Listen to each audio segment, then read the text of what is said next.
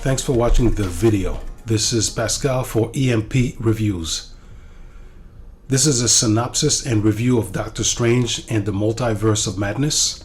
The review itself, done by Will Burton and I, will start at the time posted here. Since the movie is still at the theaters at the moment, for visuals I'm using screenshots from the trailers and from the first film and any other online sources such as artwork from comic books. Doctor Strange is dreaming where a multiverse version of himself alongside American Chavez are running on a floating walkway being chased by a tentacle creature made of energy. It wants her power, which enables her to travel to other universes. The two are trying to get to the Book of the Vishanti, which is nearby, floating on a platform. Strange describes that it can be used to kill the creature. Moments later, he is severely injured by it. Seeing no other option to prevent the monster from absorbing the power from Chavez, Strange reluctantly decides to do this for himself using his magic, in spite of the fact that this would end her life. The Beast kills Strange. Panicked, Chavez opens a portal, something she can only do under pressure, and all three are sucked into the doorway. The real Doctor Strange wakes up from this dream and goes to Christine's wedding. Another giant tentacle monster interrupts the event. This one, being made of flesh, also wants Chavez, who makes her first appearance in this world. Wong and Strange kill the creature and have a discussion with her about what it wanted. She reveals that the disturbing events in Strange's dreams were real and that the Beast was sent by someone who wants her abilities. She also mentions the Book of the Vishanti, which gives any sorcerer what they need to defeat their enemies. Chavez shows Strange and Wong the remains of the multiverse Strange who died as proof that the events were not from dreaming. Stephen buries the body and the three go to Kamartaj to protect Chavez from any further danger. Elsewhere, Wanda Maximoff has a dream where she interacts with the kids seen in the WandaVision series, and then later, Strange speaks with her at her garden. He intended to ask her for help in protecting Chavez, but discovers that Wanda is the very villain chasing her and her power. Furthermore, he accidentally revealed to her Chavez's location, and Wanda demands that he hand her over at the time she plans to arrive to the sanctum. During the conversation, Wanda reveals the true hellish appearance of her garden, which reveals the Darkhold, a cursed book she intends to use to find a universe where real versions of the boys exist. Wanda eventually goes to the sanctuary. After a brief conversation with Strange, Wanda attacks. She kills practically all of the members and defeats illusion diversion spells constructed by Strange. She assaults him and Wong, captures Chavez, and through her power opens a multiverse doorway. Before she can enter, Strange grabs Chavez and jumps through the portal. They land in a rather colorful version of New York. Chavez tells Strange that she is the only version of herself that exists in all universes, evidenced by the fact that she's searched fruitlessly for alternates and also that she never dreams. A memory store, apparently an item available here, displays the first time Chavez accidentally activated a doorway when she was a child, sucking her parents into a random universe. She has never seen them since. She and Strange go to this dimension's New York sanctum in order to get help from this realm's Doctor Strange. They discover that he died while fighting Thanos, information disclosed by a commemorative statue and its detailed plaque. They instead meet Mordo, who initially appeared very friendly, much to Strange's surprise. He describes that he has their version of the Darkhold and that it contains the ability for its owner to possess the soul of someone's alternate in another universe, predicting Wanda's next move. During this conversation, Strange and Chavez were poisoned by a sleeping agent in the tea Mordo served. Wanda or Scarlet Witch as she calls herself when in full power, possesses the soul of her alternate in this universe. This occurs while she is in the care of her boys. Back on Earth, while Wong is tied by the witch's power, one of the surviving Camartage members destroys the Darkhold, knowing that doing so meant her life. The spell is broken and the alternate Wanda is back with her boys. The witch forces Wong to reveal any mystical information that can achieve her goals. He reveals that there is an actual original copy of the Darkhold and its location is at Mountain Wundagore. Chavez and Strange wake up imprisoned. This universe's Christine has them locked up in special cases, seemingly impervious to their abilities. Mordo appears with Ultron, seen here as several robot units. They all escort Strange, shackled with devices canceling his abilities, to meet what Mordo described as the Illuminati. Wanda arrives at Wundagore with Wong, and they discover that the main area is a shrine to Wanda, populated with large creatures prepared to worship her. In the other dimension, the Illuminati are made up of Mr. Fantastic, Peggy Carter as Captain America, Mario Rambo as Captain Marvel, Black Bolt, and Professor X. Through their words, they reveal that they underestimate the danger Scarlet Witch represents. Then, they describe that while Doctor Strange is in this universe, he represents a risk of an incursion which can result in the destruction of one or both this dimension and Earth's dimension.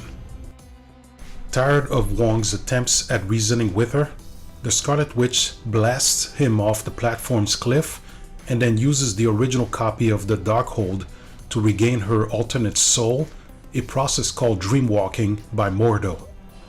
The Illuminati then tell the truth about this dimension's Doctor Strange's death and the actions he took to warrant his execution. He used the Darkhold to dreamwalk as a means to defeat Thanos, and in the process caused an incursion, killing everyone in one universe. After this, Strange consequently searched and found the Book of Vishanti, which they all used to kill Thanos. He then allowed Black Bolt to use his destructive voice power to kill him. The possessed Wanda, essentially the Scarlet Witch, attacks the Illuminati's location. Professor X tells Strange that the Book of Vishanti is elsewhere in the building, much to Mordo's opposition. The rest of the members confront the witch and all get killed, and she eventually also kills Professor X during a mind battle he orchestrates. However, this cerebral encounter delayed the possessed Wanda, allowing Christine to get Chavez out of her prison and get away from that specific room. By coincidence, Chavez and Christine run into Strange, who tricked and trapped Mordo. After some convincing words from Chavez, Christine decides to trust Strange and take them to the doorway leading to the mystical environment holding the Book of Vishanti. There, the witch attacks them, sends Strange and Christine to a random dimension, controls Chavez to create a doorway to Wundagore, and physically throws her there. Strange and Christine find themselves in a realm where two realities are colliding and go to the nearest sanctum, fighting that environment's Doctor Strange. This Stephen Strange owns and has read the local version of the Darkhold and has a cursed personality as a result, which also creates a third eye on his forehead. He demands to have Christine. Strange ignores the request, and the two have a mystical battle, with the evil Strange getting killed. Strange uses the book to revive his dead version back on Earth to fight the Scarlet Witch. The revived corpse goes to Wundagore and fights Wanda, assisted with the souls of the damned, monstrous spirits that materialize when someone meddles with dead bodies. Wong, who had somehow survived his fall, encases Wanda with his magic, assisted by the souls of the damned, while Chavez is watching, paralyzed by the witch's power. Though the solution to this situation is for Strange to take Chavez's power, which would kill her, Strange, through the voice of his possessed corpse, convinces her that she herself can control it, as she actually had shown throughout these past few days. Chavez battles the witch but realizes that she can't defeat her, sends her to the dimension with the Wanda she previously possessed, to get to the boys. Much to her sadness, they are frightened of her when she attacks their Wanda. Now that the witch is distraught, Chavez returns her to Wundagore. Chavez takes Wong back to Camartage, and the Scarlet Witch collapses the mountain structure onto herself, committing suicide and destroying the original Darkhold. Strange and Christine have one last emotional talk, which is interrupted by Wong and Chavez through one of the portals. In the final scene, Chavez is learning mystical arts, while around her, Camartage is being rebuilt. She has one last talk with Strange, who then portals back to New York using a sling ring. Then, while walking, he screams in pain due to a third eye appearing on his forehead. A post-credit scene has him meet a woman, explained by people knowledgeable of the comic book lore as Clea, who declares that he caused an incursion and that this problem needs to be fixed. She uses her apparent skills to open a portal, and both enter it after Strange activates his third eye.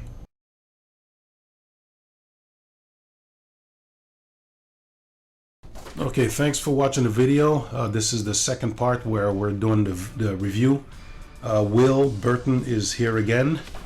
Thanks for coming. Yeah, absolutely. And so, okay, let's get into it. When we went to see it, you said you enjoyed the movie, so what's your overall reaction to it, to Doctor Strange 2? Well, my overall reaction to Doctor Strange 2 is, well, what's interesting is I kind of like how they do tap into the idea of the multiverse in terms of like, in our reality, in our sense of understanding of it, like the events of our lifetime where, hey, if we go on this route, you know, this event happened. If we took this other route, this other event happened. So it always makes me kind of curious and fascinated about the concept of multiverse. At least that's like how the elements I saw in Doctor Strange, like when he was in the multiverse where, let's just say, they did defeat Thanos. I know I'm getting too ahead of myself, but like when they did defeat Thanos, he kind of became sadistic to where I know they have to kill him off in this universe. And then there was another universe where he did fail as the Sorcerer Supreme, to where he had that, I guess, they gave him the name called the Dark Supreme Lord in Doctor Strange, but we had the third eye.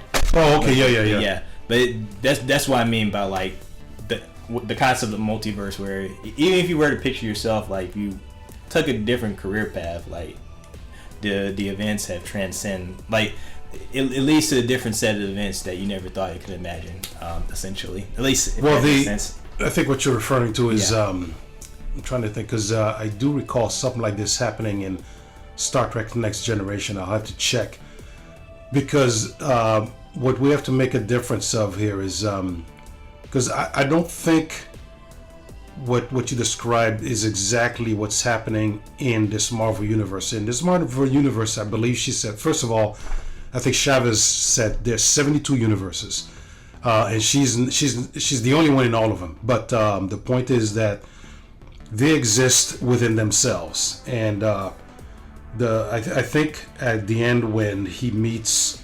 when we see the first Doctor Strange with a third eye, that I believe is two realities combining into one. So I don't know if that means 72 universes or one, you know what I mean? But yeah, so but combined, right? That's supposed to be, I believe, two universes. But in any case, I think we have to make a distinction between science fiction stories where there are universes for each possible decision you make, and then I think what's happening in this story, in this Marvel story, is there just are 72 universes and that's it. Right. But yeah, I think. I think. Unfortunately, I'm starting to see this as a trope that is a lot of different science fiction stories are starting to use the multiverse thing, like DC's doing it and stuff like that, you know. Yeah. And Michelle Yeoh did a movie called Everything Everywhere. Have you heard of it? I haven't gotten a chance to watch it. But you heard of it, right? Mm-hmm. Yeah. And I couldn't stand it. I mean, I love Michelle Yeoh dearly. First off, the movie starts with a misunderstood lesbian daughter and her father is not very nice. Her husband is kind of like a wimpy guy. And, I got into a debate with this guy on Facebook about it, and he goes, "You didn't see the rest of the movie?" I'm like, "Look, I've seen it. I skimmed through it. I know they get better. But let me put it this way. They're like in one of the universes, she's a movie star. So they keep shifting through different universes, including one where everybody has fingers shaped like hot dogs. Yeah. Which was one of the reasons I got out of there, But so at one point in the movie, the credits show up on the screen. I'm like, great, it's over. But she was watching a movie, and the credits were coming up. And I was like, holy cow! There was another half hour. So Yeah. But yeah, it's becoming overused. So I'm tired of that. We'll get into it, but I think it's starting to become a sign of bad writing, the use of multiverses. But anyway, so my reaction, I'll go ahead and go into my reaction, is I like the movie. I wouldn't say I love it. I like the movie and I hate it at the same time. Well, yeah, that's the thing. It's like it was getting pretty good, but right in the middle, I know you touched on this a little bit, like it was right, I would say, in the middle to the very end, to where the film is just kind of like a hot mess in terms of like knowing where it needs to go. But I believe that's what you told me about when Sam Raimi was directing the movie. He just didn't know how to end the movie. Well, his quote, and I'll put it on the video once I get it to be correct, but his quote is that he didn't know how the movie was going to end when he was working on it. And I don't get that at all. I mean, I like people like Walt Disney and George Lucas, as far as I'm aware of their working process. I mean, those guys did storyboards for everything, and not only am I an artist who has done storyboards, but when I work on anything, I need to know, if I'm working on a story that I'm going to illustrate, I need to have the whole thing written down completely. It needs to be, if anything's going to change, it's while I'm working on it. But before I start anything visual, I need to have everything set in stone, including the ending. And these guys are swimming with hundreds of millions of dollars, and they don't have a finished script. That is just bizarre to me. But it's kind of funny how you say about how you have to have everything written out before drawing or illustrating a story. That kind of brings me back. I know everyone has a different work process, but I heard when Jack Kirby was drawing, he will always work in the middle of the story, and then he goes to the end and draws to the end, then back to the beginning, which is kind of weird, right? That is odd. Yeah, but somehow he can get the job done. The pages turn out fantastic, but I think he did. I'll look it up. I think he did 57 pages a month or something like that. Oh yeah, he had a strong work ethic. Yeah, that's just beautiful. But okay, all right. One of the main issues I have with the movie is again, we have Michael Waldron, the guy who wrote Loki, and this guy is a destroyer of the first phases of Marvel. He basically, in Loki, he reduced the stones to something that was in a drawer somewhere, something forgettable. And I'll look up his quote again to be completely correct. But as far as I know, he in an interview he referred to, like in his writing process for Loki, he said that the first phases of Marvel, the stories inside of them were bullshit. That's the word he used. So that's the guy writing. That's the guy who's writing this Doctor Strange 2 for us. And again, in a damaging fashion, he's continuing this portrayal of the Scarlet Witch as a villain. And granted, that's how she started in Age of Ultron. I almost said Rage of Ultron. Yeah. She started as a villain, but obviously she became a full-flown Avengers, and she was a helpful person. And now Marvel is having her be this ridiculous villain. Well, really, Wanda or Scarlet Witch in general, she's kind of like in between her, because I think between her and Quicksilver, I mean, they are Magneto's children. Yes. As mutants, although they retconned it, now they're Inhumans. Thanks Marvel, or thanks Disney. Wait. Inhumans, as in a black bolt? Inhumans? Mm-hmm. Yeah, they retconned it to where they're no longer mutants. They're Inhumans. Okay, so now they're no longer Magneto's children. At least that's how Marvel segued it. They did that in 2014, but there's a studio politics involved because since you mean in the comic books?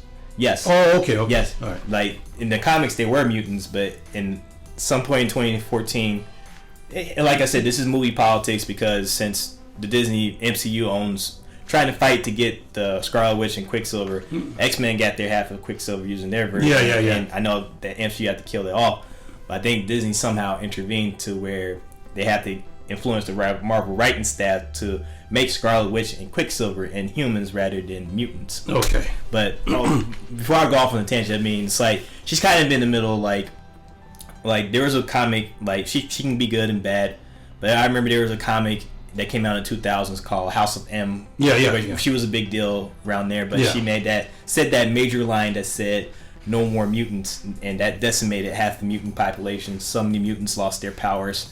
They tried to talk to her and tell her bringing the powers back, but she didn't. At least that's how I remember. That's how it ended. Now she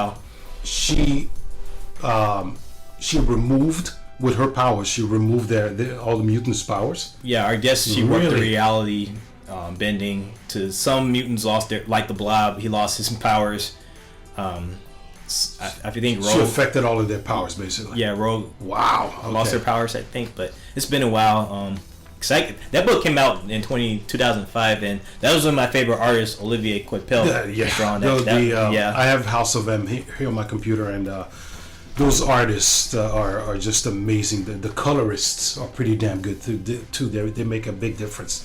Right, but so jeez, that's crazy, man. Yeah, but she could be. Depends like what side. It's like she could be on the side of the Avengers or the X-Men, or she can be against the X-Men and the Avengers or the Marvel universe. Okay, I guess I'll have to give that leeway that she's not always good in the comics. So, that's the problem with these movies. You shouldn't have to. Okay, so I don't know how, because on one hand, I do want the movies to maintain a certain amount of connection with their source material. Mm-hmm. And if that's the reason why they made Wanda a villain, I guess I understand the motivation for it. I just don't like what it looks like on screen. You know, in WandaVision, it sucked, and in here, it sucks. Well, I really wish, and I know once again this goes to the politics of like Fox not truly owning Scarlet Witch and Quicksilver. I wish they appeared in the X-Men since they initially are X-Men characters than more so Avengers, but these days they're more Avengers than X-Men. But since Disney owns the rights to the Avengers, it's like, like I said, this is a lot of Hollywood politics of character rights, copyrights of like fighting. Yeah, it's all this is all just kinds of stuff going on behind the scenes. Yeah, okay, yeah. Well, anyway, so I think I told you this at the theater when we were watching it, or afterwards, which is tonally the movie's weird. It's like at the beginning it felt kind of like more of a comedy, and in the middle it got really dark when all the Illuminati got killed. It was ridiculous. Well, that's Sam Raimi's way of. He's like a horror director. His influence seems a lot more present at the end, obviously, with all the demons. I forgot what the actual name, what they're called. I'll put it up on the video once I put the whole thing together. But once those demons came up because Doctor Strange was tampering with the dead. Mm-hmm. So once they came out, and once Strange basically started to control him, and like Christine was fighting against them, and all of their presence in the movie, it really does seems like it's something out of Sam Raimi, and that looked great. It was very dark for a Marvel film, but it was pretty cool. And one thing that I did, because when he initiated his dead corpse, he started moving all of the candles, and it started to make me think of this scene from vampire hunter deal with all the candles. Oh yes. Yeah, the obviously the candles here are a lot taller and everything, you know, and also there's a video by the police where Sting is dancing around a bunch of candles and stuff like that. So that's what came to mind and everything. But anyway, that the third part definitely looks like Sam Raimi at work. The second part the first part with comedy a little bit, some of the second part, but the third part was definitely Sam Raimi. At least that's what it felt.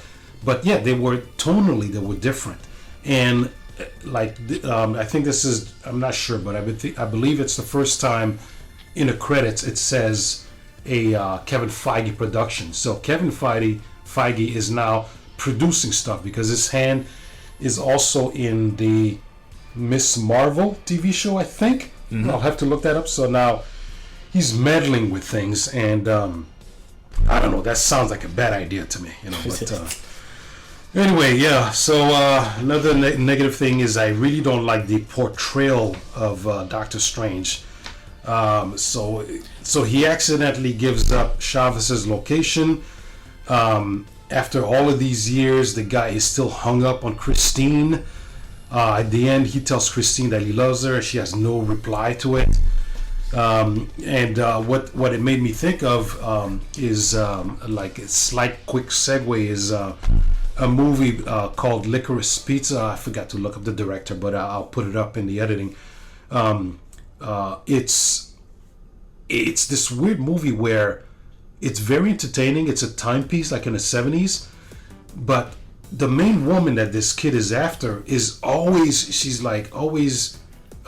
negative. She's always insulting people, and even at the end, when he finally kind of gets close to her, you know, because part of the movie is him chasing her, mm-hmm.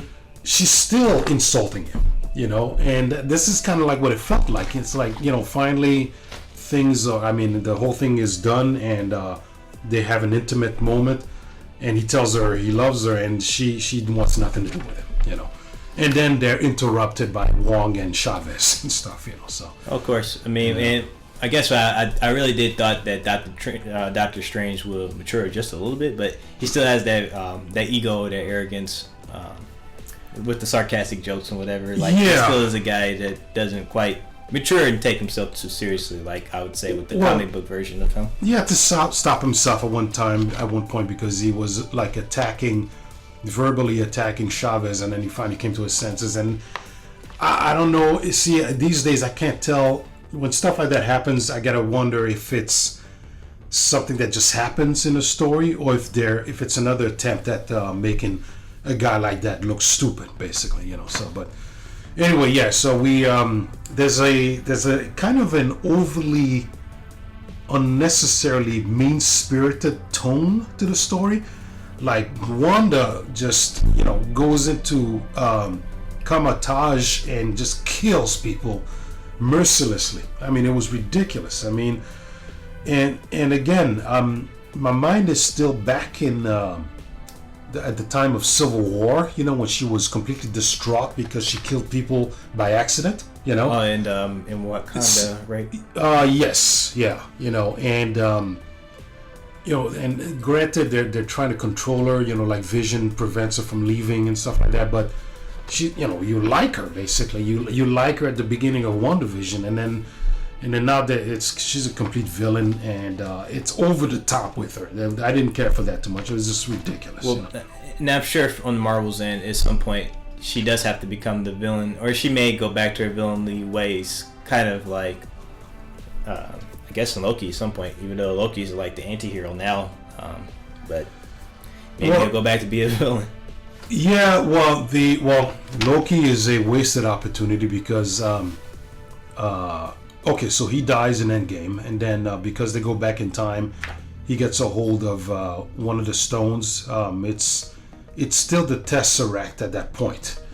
So he grabs it, takes off, and then goes off into Loki TV show land, basically, and stuff. And I haven't seen the show, but I heard, just like in Doctor Strange, that character is kind of being dismissed and just mistreated by the narrative, which is something that pissed me off in there too. So one of the reasons I would watch it. And if supposedly the show was getting some positive feedback, but if it was so damn good, then because Waldron did not return for season 2 of Loki. Mm-hmm. Maybe it was because he was working on Doctor Strange 2, but if it was such a success, then how come they didn't continue with it? So the people working on WandaVision.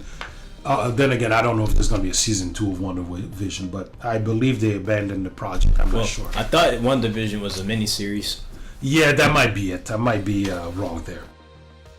Okay, so one positive thing: great special effects. I was not bothered by the overusage of green screen. I think I mentioned when we were talking about Doctor Strange 1 that one of my favorite YouTubers, Heel versus Babyface, he said all he saw when he was watching Doctor Strange 2 was just like every time there was a fantastic scene, in his mind it was like, okay, there's a green screen back there, so I don't know, I wasn't bothered by that too much. I liked the opening sequence when they were in the other universe. That was kind of cool, so I wasn't bothered by that too much. And yeah, the reason why I had the J.H. Williams III comic book out is because the colliding realities at the end reminded me of one of his pieces of artwork.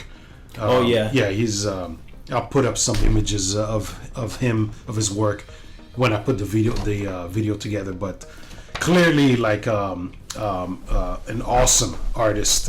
Yeah, I mean, he's like one of my favorite artists. Like, he drew some Batman. I know you say he drew Batwoman for a little while. Yeah, I like how he just draws his Batman. It's like, if Batman were real, it's like he doesn't draw like the super overly detailed muscles. Same thing with Batwoman. It's like he almost made him look like they're like people wearing costumes. I wouldn't say he's an Alex Ross, but still. Oh yeah, he's on his way. Well, he's how can I put this? He's definitely, I think, up there with Alex Ross, but just distinctive. Right. Probably, maybe, I guess, more intricate and more detailed. I guess that's what I could think of it. Yeah.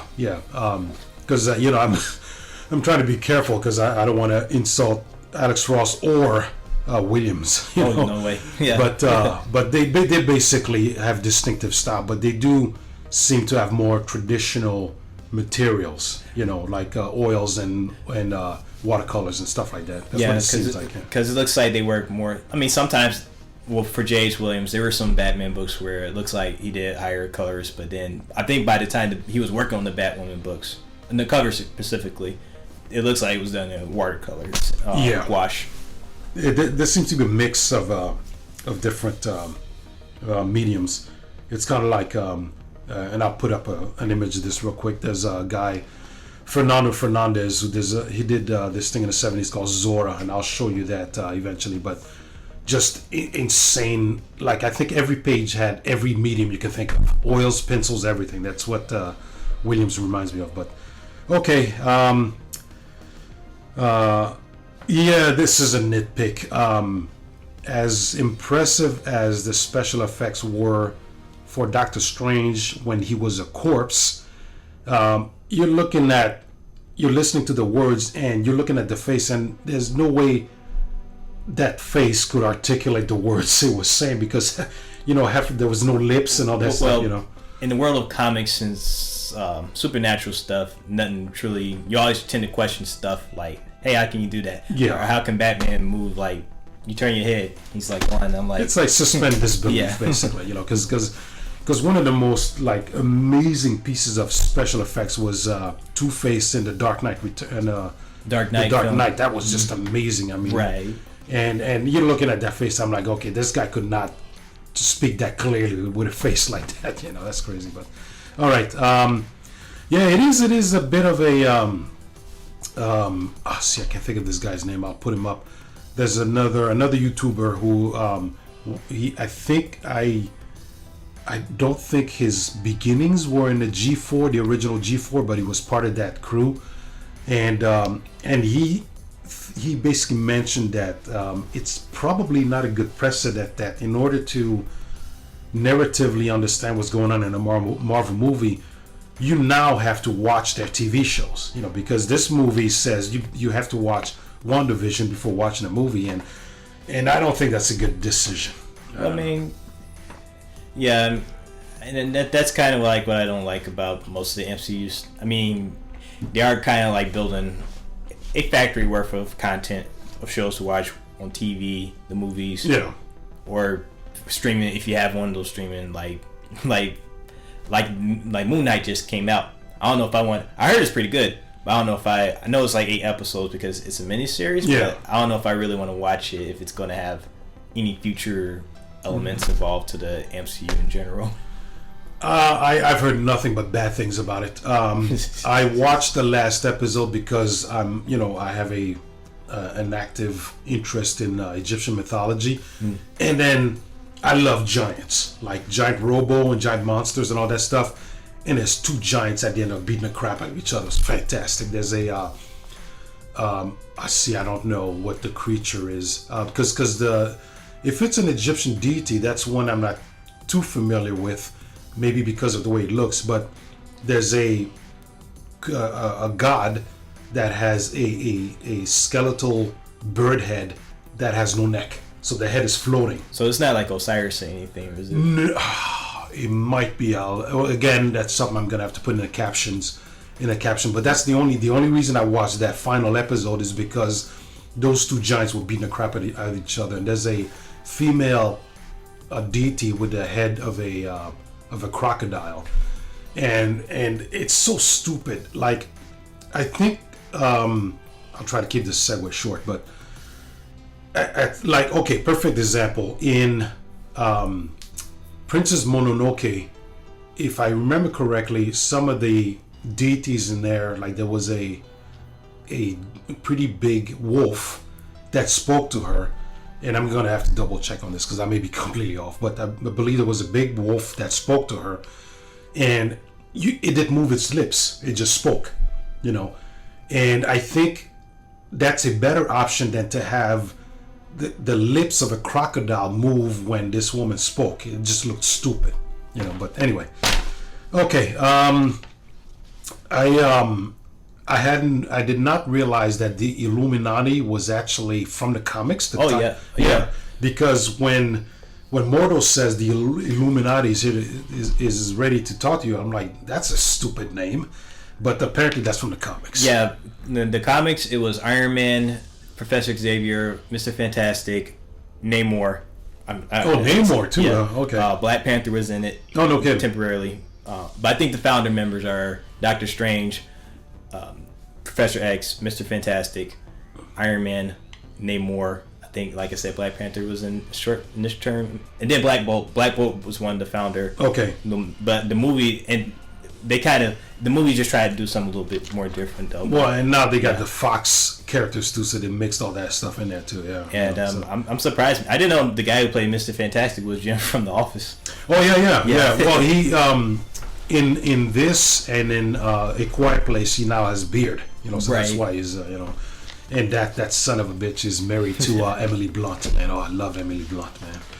Man. But and I like Black Bolt's costume that they did. I'm glad they did justice. They did justice to that character, because that TV show. And then we actually we could probably just an idea. You don't have to answer, but we could probably do a video on the failure of the Inhumans. Right. That TV show, that alone, man, Jesus, and the wranglings going on behind the scenes. Because another thing I'll have to look up is I think there was a battle. I think this was before Kevin Feige became Kevin Feige. So I think there was like some battling between him and the guy who did the Inhumans, and how he was trying to do his own X-Men and all that kind of stuff. But, that was the Humans. I mean, that was pretty much the whole premises. Is like because since once again this all goes back to studio politics. Yes. Since Disney can't use the word mutants. They don't own them. So they tried to build up the Inhumans, and there was a comics in the X-Men. I mean, I think it came out 6 years ago, 6 or 7 years, called Inhumans versus the X-Men. But what's sad about that comics was the mutants and X-Men were losing, because the Inhumans have this terrorist mist, which is like enhances their genes and hormones. But it turns out that the terrorist mist is bad for mutants. So that mist was killing off all the mutants. But it sucks because once again, Hollywood politics trying to ruin the whole Marvel universe in general. But yeah. That's it's a big pain in the ass when it comes to for us as viewers. You know, we just want our characters done as close as reasonable to the original source material, and then all this wrangling does a bunch of crazy stuff. I mean, because I just saw quick segue. I just saw for the first time, I saw the Richard Donner version of Superman 2, and I'm like, holy shit, this is a completely different movie. Yeah, you know, it's a million times better than what we came up with, and it makes you realize how ridiculous it is that it's in the theatrical Superman 2. I can't remember what's his father's name. Jor-El. Yeah, Jor-El is nowhere in the movie because Marlon Brando was busy suing the studio and stuff. You know. Oh yeah. And then so then it was great to see him back into because if I remember correctly, they took the very beginning of Superman 1 where Jor-El condemned the three criminals. You know, and they took that and put it at the beginning of Superman 2, which is perfect, you know. So, but anyway, all right. So something that was kind of weird to me was okay. So Christine designed the glass jails, cells, prison cells, yeah, for Chavez and Doctor Strange. So when Scarlet Witch through Wanda in that universe comes in and starts wreaking havoc, Christine has problems releasing Chavez from her prison. She built it. You know, why would she have any problems with it? She's slamming it with a fire extinguisher. It's like, well, I mean, it's just like it's just Hollywood. Probably what characters get over exaggerated. Like they choose stupid methods of like. It's bad writing. Yeah, bad writing. That's the word. Yeah. Anyway, so another thing, a little bit out of the realm of the story. It's like, okay, Patrick Stewart needs to retire. I mean, he looks weak. He looks weak in Star Trek Picard. They just put a new trailer for the next season of Picard because Picard is going to go to season 3 for some ridiculous reason. And the reason that a lot of people are thinking that they're actually putting imagine watching the Next Generation season 4. And halfway through it, you see a trailer for season 5 of the Next Generation. It's like it's in the middle of the Picard season 2 because the show was doing so bad. They made a trailer for the next season of Picard, and they're bringing in all the original characters. And the reason, supposedly, Patrick Stewart is such a I'll be nice, I'll say unintelligent individual. He did not want any of the characters from Next Generation in Picard, you know. And now the show is doing so bad that for season 3, the trailer is showing that they're bringing everybody. Well, I mean, to be fair, I mean, dude's like 80 years old, so I mean, but, that's what I'm saying. Yeah. She needs to retire. I mean, the guy is. It's like he seems like he's struggling to deliver his lines, you know, and I don't see anything wrong with him being old. I just feel that on screen as an actor now, with his voice being pressured, dude, it's time to retire, dude. You know. But well, I would say this though: when they introduced him in Doctor Strange, like in his in a wheelchair, the yellow one, fluid chair, and they played the theme from the '90s X-Men cartoon, like da da da da da.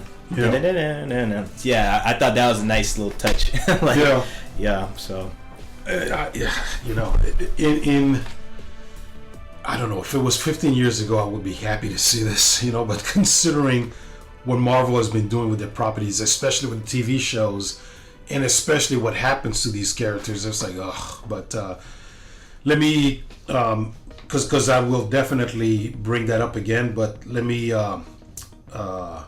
go in order of my notes. Mm-hmm. So, okay.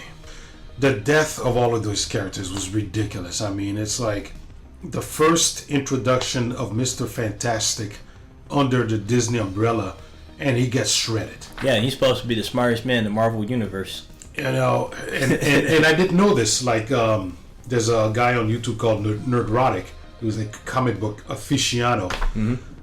I didn't realize that because I knew Mr. Fantastic was a very intelligent scientist. Yeah. I didn't know that in addition to, see, this part I don't know. I don't know if because he described him to be somebody who can think really fast and really effectively and be creative and be a scientist.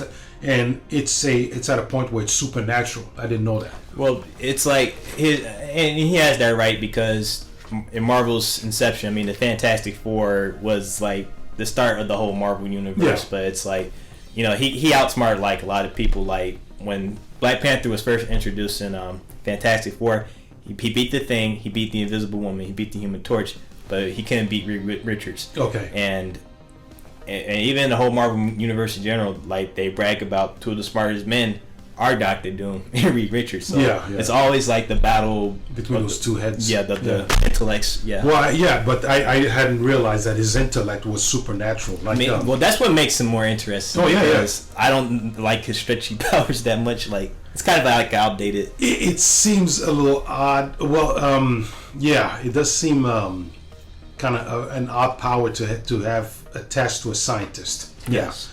And they didn't do anything with it in this movie except him getting stretched, and it really seemed like just overly dark how he was screeching in pain and being shredded, you know. And then Captain America, Captain Carter gets cut in half. And another problem here was the death of Captain Marvel. There's a scene where I don't know what exactly Wanda picked up and threw at her, but it had the exact same impact against her that the statue did when it fell on top of her, but for some reason that statue killed her, you know. Yeah. And so it was just inconsistent. That shouldn't as powerful as she is, that shouldn't have killed her. Well, as you put it, it's bad writing. Bad writing, yes. Yeah, okay. So we agree on that. Yes. Okay, perfect. Okay. Let's see. Okay, and then not nitpick, but not a long point to make either. When Chavez and Christine were running, they were running away from Wanda, the possessed Wanda. I don't know exactly where they were planning on heading, but by coincidence they run into Doctor Strange. That just seemed very coincidental. And then his cape comes out of nowhere, the cloak of levitation. Well, it's one of those things in Hollywood where, let's just say someone's dangling off the cliff. Let's move the plot along. Yeah. Like if Lois Lane was hanging off the skyscraper, she's falling. Here comes Superman. Okay, so and this is something because I watched. There's a what do you call it? A show on YouTube called EFAP. They just did one for Doctor Strange 2, and they go on for hours. So they went through each minute of the plot and basically found all of the flaws in it. Well, I can't believe they do that for 5 hours. They made a video for 11 hours. Man, I forgot for what movie, and I'm like, that's so crazy. And Mahler, who's the guy who owns this, he did a video for The Last Jedi. 3 videos, 6 hours. Ooh, I mean, and he is piece by piece. He is meticulous, and he's a master at it. So anyway, one of the things that there's was that 6 guys there. Okay, one of the things that they discussed was let's see, so when Wanda was chasing Doctor Strange, Christine and Chavez, they were closing doors behind them, and she was bursting through them. And for some reason, the third door, which is the exact same type of door as the one before, they bring it down, and for some reason, nothing happens for a while, and they just sit there. Instead of running to get to the Book of Versace, they just sit there and wait. You know, so they thought that was kind of stupid. It's all creating the suspense, I say. Yeah, it's I Hollywood. guess. Yeah. All right. Let's see.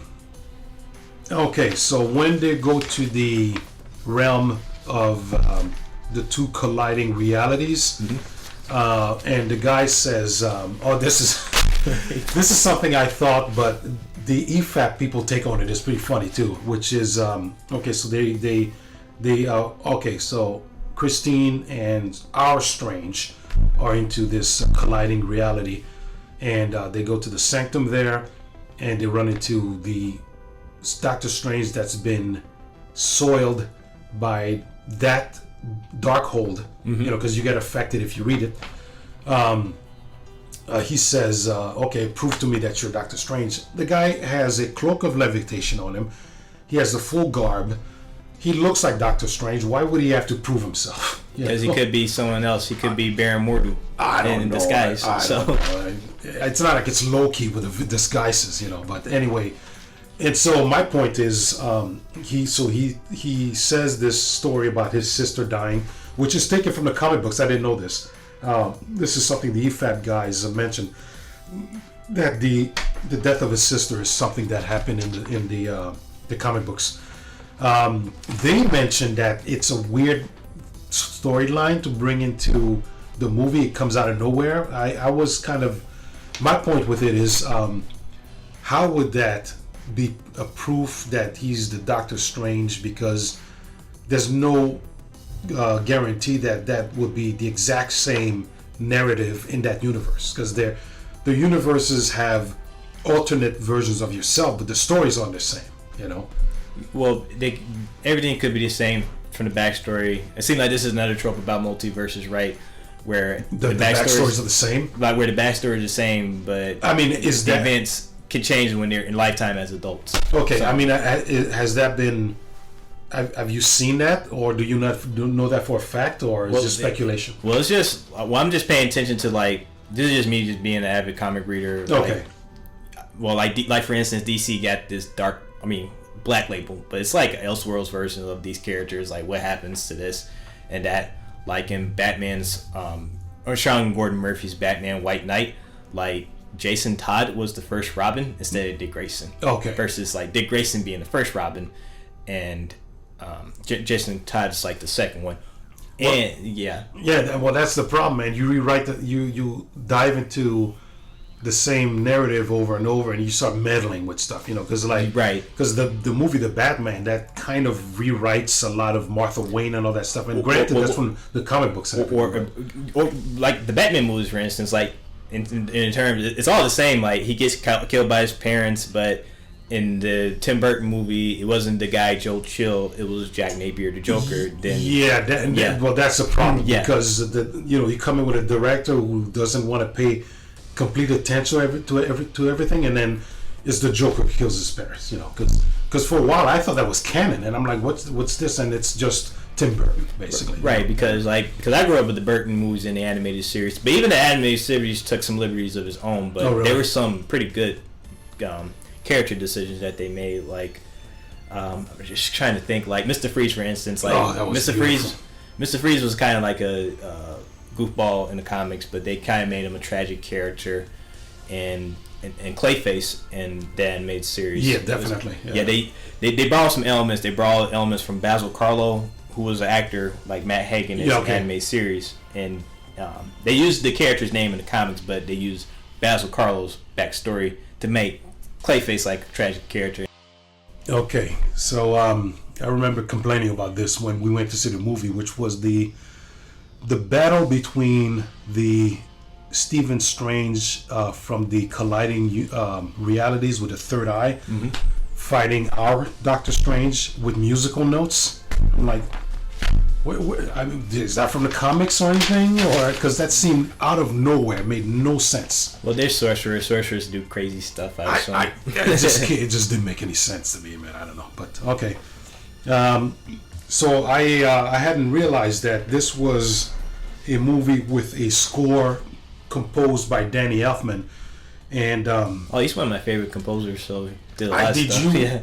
Did you pick up anything that made it seem special? It just didn't seem like a special score, because if you're watching Beetlejuice or the Batman, it's beautiful stuff. I didn't pick up anything that stood out to me. Well, here's the deal: because Raimi and Danny Elfman, because Danny Elfman did this movie for his Spider-Man films. I like those music that he did, so it's like there's like a collaboration, like the director, musician, actor collaboration, kind of like with Tim Burton. He always cast Johnny Depp for his films. It's just one of those deals. Just a professional relationship. Right. Hey, I got a movie. I want you to come work on this score. Yeah. So okay. Well, I mean, I understand the fact that Danny Elfman worked on it. I just was not impressed with the music, unfortunately. The one of the things, like, because it's funny because I do see a therapist every once in a while, and he said he couldn't stand the Batman. He didn't even finish the movie and stuff. But one of the great things about that movie is the music. The score for it is beautiful, fantastic. Okay. Like I said again, it does seem like the third act was a Sam Raimi movie. The reviving of the corpse was definitely kind of a ghoulish thing that you would associate with Sam Raimi. I did. Okay, so we did discuss the candles, right? Yes. Yes. Okay. Again, not. I don't think this is nitpicking, but it's not something we need to go into too much. But how Christine was able to physically push back a demon, it's a ghost. How would she be able to do that? That just seemed kind of ridiculous. Bad writing. Yeah. I do like. I'm split on this. I do like how she. I think she picked up the magical item that Doctor Strange used. Like he picked up when he was fighting Caecilius in the first movie, where he picked it up, and Caecilius says, "You don't really know how to use that, do you?" Yes. So he threw it. So that looks like the same item that Christine initiated against the ghosts. And one thing the EFAB guys mentioned is, okay, fine, she used it with, and it kind of looked like one of the weapons Constantine used in the movie, where it shot off the flame, but she's shooting flames at these ghost figures that are attacking Doctor Strange. So how come he didn't get burned by it? So one thing I hate that, and this was done, I think this was done in Spider-Man, I don't know, but it was definitely done in Darkman. I really didn't like Darkman. This is another Sam Raimi movie. Oh. And it's this thing where they zoom into somebody's pupil, on the camera. Oh, yes. That is so stupid. Spider-Man, he did that. He did that. When you zoom in with Spider-Man, it goes through Spidey senses. Okay, yes. I think that's how I remembered it. It's been a while. I'll have to look that up. So, but, I do like, I'm one of the few people who really doesn't like, everybody, like, as much money as the third film made, it is considered a bad movie, which is Spider-Man 3. Of course, yeah. Yeah, I didn't like the first movie. I liked that. The first movie was great. Everybody loves the first movie, and I just didn't like. I did kind of like the cameo by that wrestler. Randy Savage. Yeah. Who had a very sad death a few years afterwards. But anyway, I like the second and third acts of Spider-Man 2. I don't like the whole movie. Okay, so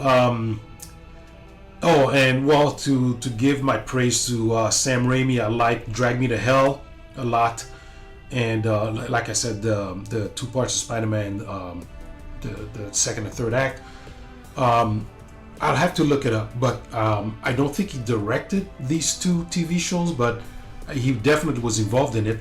I have the entire run of Cleopatra 2525 and Jack of All Trades. I don't have that. I've seen it. Right. And those two were pretty fun. There's something fun about it as far as a cult following, because Jack of All Trades was pretty funny actually, But I'll give praise to as far as the products that I like from Sam Raimi. Okay, so I'm not quite sure how to categorize this comic, but according to the comics, Wondagore is in Transia, and that's supposedly where Quicksilver and Scarlet Witch are from. Well, yeah, because they're like from this weird village. I think Magneto was married to a woman of that village, to where she conceived his children because they're twins. Yeah. So now, I don't know everything about the lore. So now in the movie, when Wong said Wondagore, do you recall? I can't remember, but do you recall her saying Wondergore as in it's someplace that she's familiar with? No, they're from a different country though. No, I'm not saying that. I'm not implying that that's where she was from, but her reaction, did it say to you that she was aware of the place? Because I think what it is I think she was aware of it. She just did not know that that's where the Darkhold was. That's what I'm saying. So who knows? But anyway, at least according to the comic books, that's where Quicksilver and her are from. So it's I guess I'll categorize it as a fun fact from the comics. Okay, I don't like the fact that at the end, okay, this is definitely something that would have been done much better at the hands of a better writer and director. I get like the guy from Nerdrotic, Gary Beekler. He gives Sam Raimi a pass for Doctor Strange 2 because he hates the movie, and he is aware that if you work for Marvel and you are title director, there's all kinds of other studio people involved in it, you know. Oh yeah, Kevin Feige. So you can't completely say it's your movie, basically, you know. That's why Edgar Wright left anyway. You know, he left the Ant-Man project is because there was so much involvement with Kevin Feige and politics, you know, whatever.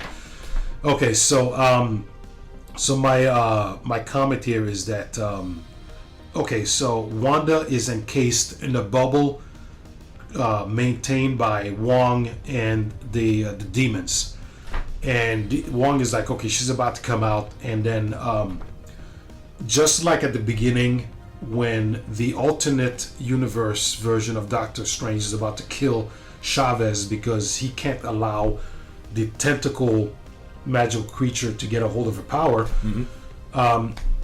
He was about to he one of the options that he had was to kill Chavez, grab the power, and defeat Wanda, and or at least prevent Wanda from having it.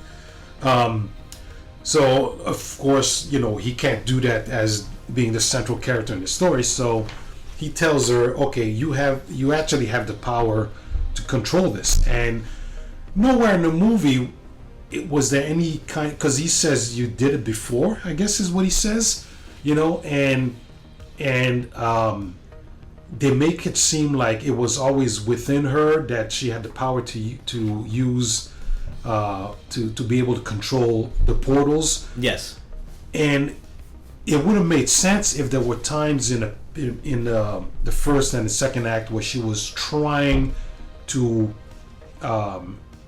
exercise that power and control it. Like maybe if like when she went to Camartage, there could have been a scene where she was trying to use the power correctly. Yes. And so when it comes out at the end that she knows how to use it, it comes out of nowhere. It's the part of the writing, I guess, in the third act. They like, you know, we're under a lot of pressure. We got 15 minutes left. Yeah. We gotta use beach. She's got to be able to do it. Yeah. And she's got to be able to fight Wanda. She's punching her and stuff like that, you know. Because when the first time you see her use her super punches when she's trying to get out of the cage, and Christine is trying to get her out of there and stuff like that, and she punches the glass, and there's a star, and she's like, holy cow, where did this come from? And again, that came out of nowhere. You know, there needs to be a better introduction of that, man. I don't know. Because when in the first Doctor Strange movie, when Strange was trying to learn the use of the sling ring, that's a process, you know, and of course the Ancient One like leaves him out on a mountain somewhere and stuff. Freezing, yeah. So it would be great to have a scene like that where it might be a little bit overly aggressive, but you know they kind of would have to put Chavez in a bit of a peril, and it goes, okay, we're leaving you here somewhere, use your powers to get back to Camartage, you know, kind of thing, you know. Right. So anyway, okay, so looking at my notes here, I got 72 universes that she's aware of. Although what I did find interesting, but then this is when they crossed over to where the alternate universe where the Illuminati is. They say he's the Earth 616, which is the main Marvel universe, which I'm surprised because that's from the books, right? Yeah, books, because the MCU is its own universe separate from the Earth. It's like all the other Marvel multiverses. Oh, okay. So 616 is not the Earth universe. Is that what you're saying?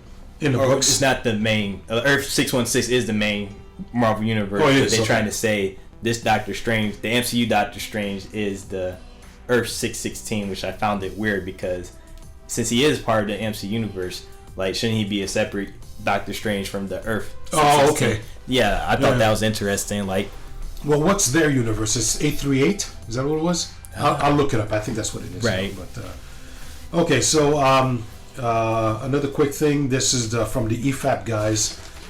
They mentioned that Chavez, her entire life was just jumping through all 72 universes trying to find her parents that she never found. And so she should be a hell of a lot more socially, maybe not inept, but probably more unbalanced, considering she's been, she had no parents growing up and she's been running around like crazy, But anyway, they basically said she was a little too stable considering what she's been through. Okay. The Camartage member who destroyed the copy of the Darkhold is Sarah, the black woman. Mm-hmm. It just too easy to destroy it. It should have been with some sort of spell. She just stabbed it with a knife and that was it. That was kind of ridiculous. Well, bad writing said. Yeah. And the other thing, and I certainly thought of this. It probably would have been made more sense to have her Wanda look for another Vision instead of her kids, because the kids were never real, and Vision definitely was. Yeah, fact is, Vision is not really a person. He's an android. Like, what would she be That's obsessed with an android than an actual person? That's always found kind of weird about Wanda that was in general. It was kind of a robot-ish kind of thing. Well, at least I'm trying to think. In his creation in Age of Ultron, granted it was manufactured, but it was flesh, wasn't it? I believe, yeah. Okay, and it was the Infinity Stone that kind of gave him life, superpower and everything, So technically, he was flesh. Well, I'm trying to think, because that's what Ultron wanted. He wanted a real body, right? Yeah, like technically, I think I'm trying to remember in the comics, like Ultron created Vision. Like Vision is like technically his son, or I guess in this concept, because Hank Pym in the comics created Ultron. And Ultron created Vision, so Hank Pym, the original Ant-Man, Giant Man, is kind of like Vision's grandson in the technical sense. Okay, but as far as the story of the movies, because unfortunately we'll have to detach ourselves from the comic books because we'll be here all day. Yeah. But as far as the movies, because this was one of the reasons the Age of Ultron was a little weird, was you have this robot that is running amok out of the control of Stark, and one of his ideas is to make a humanoid. That seemed kind of odd, but I guess I'll have to watch the movie and see what his ultimate motivation was for creating that. But anyway, so granted, he's not a human born person, but he is flesh and blood, if I'm correct. So in the other universes, there should be, according to the rules set by these movies, there should be other Visions, and it would have made a lot more sense for her to go and find Vision and maybe have kids. I don't know, but her attachment to fake kids was ridiculous. I don't know. It just seemed kind of odd, and makes a lot more sense with for her to go after Vision. Maybe they didn't want to do it because I don't know if they had to get Paul Bettany again, or if it was like all that stuff, and then the creation of White Vision and WandaVision was weird. It's weird because like if you talk to this other YouTuber and he's another guy who's very knowledgeable about comics. I can't think of his name. Is a black guy. And Is it Comics Explained? No, it's a guy with a big beard. Young Ripper. Yes. Yeah. He's interesting though. Yeah, he constantly talks about all the great stuff that the Marvel studio has surpassed to make this garbage, and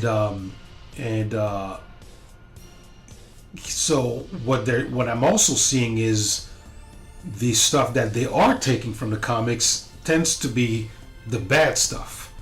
I don't know. Well, I don't know. It's like the all new, all different Marvel stuff instead of the vintage stuff, right? So I don't know. I believe White Vision is from the comics, and his inclusion into White Vision just came out of nowhere to me. It just felt weird, and I don't know. It's just weird. But anyway, that's it for me, man. Unless is there anything else you want to discuss with this? Because I this movie had so many flaws. I think I'm getting a headache. I mean, I'm just kind of surprised that, I guess what I was concerned about Doctor Strange 2, like, I really was hoping they would follow up with the events of Doctor Strange 1, especially when Baron Mordo,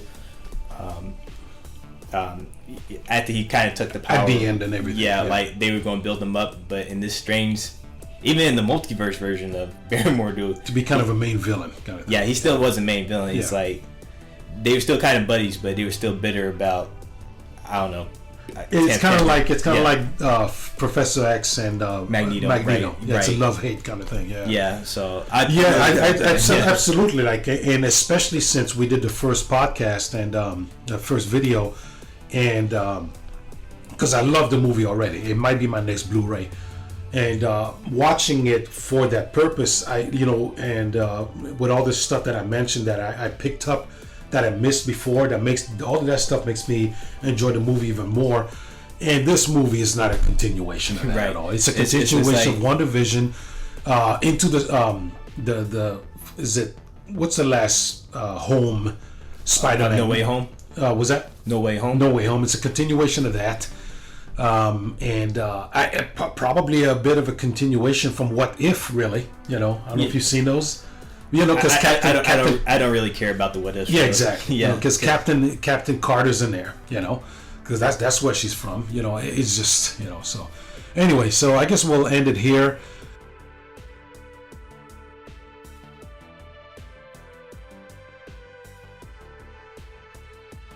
I'll discuss with you the possibilities with Cyber 6 because I think I told you the original cut of the last video was copyright hit because I used footage from Cyber 6. Really? Yes. So we're unable I guess to. TMS owns the rights still. and what's amazing about it is that the first wave of copyright check is done through software. So the software picked up that there was footage from Cyber 6. And I had to re-edit the video using screenshots instead of the footage. So if we still do Cyber 6, I can't use any footage. Oh, yeah, that sucks. I mean, it's not bad because we'll just use screenshots then. Okay, all right, cool. All right, so I believe that's going to be the next video, and eventually I'll do a very long-winded video on Evangelion, the entire thing. It's probably going to be done in more than one video because there's so much material. And then considering how well the Ninja Scroll video is doing, 1,600 views now, I might do a video on Vampire Hunter D Bloodlust, my favorite anime of all time. Ooh. All right, thanks everybody. You want to say goodbye, Will? Yep, later.